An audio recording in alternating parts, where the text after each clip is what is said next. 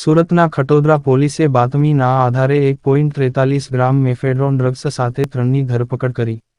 સુરત શહેરમાં no drugs in Surat સિટીનું campaigning ચાલી રહેલ છે.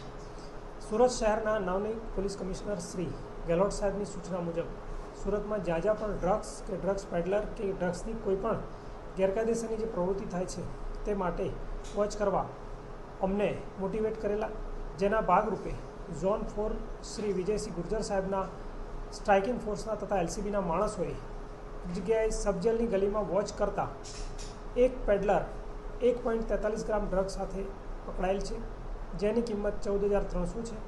ત્યારબાદ તે ઇન્વેસ્ટિગેશનમાં વધારે આગળ વધતા તોસીફ ખાન નામનો આરોપી પકડાયેલો અને તેની સાથે અબ્દુલ રહેમાન નામનો આરોપી પકડાયેલો.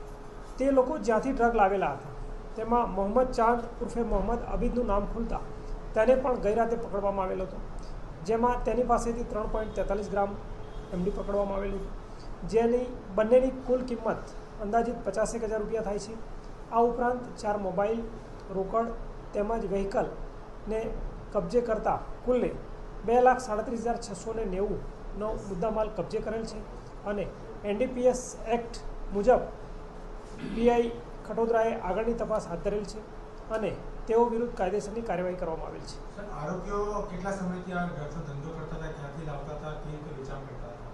જી, હાલના તબક્કે મૂળ આરોપી જે પકડાયેલો હતો તોસીફ ખાન, એણે મોહમ્મદ ચાંદનું નામ લીધેલ, જેના કારણે મોહમ્મદ ચાંદની ધરપકડ કરવામાં આવેલ છે.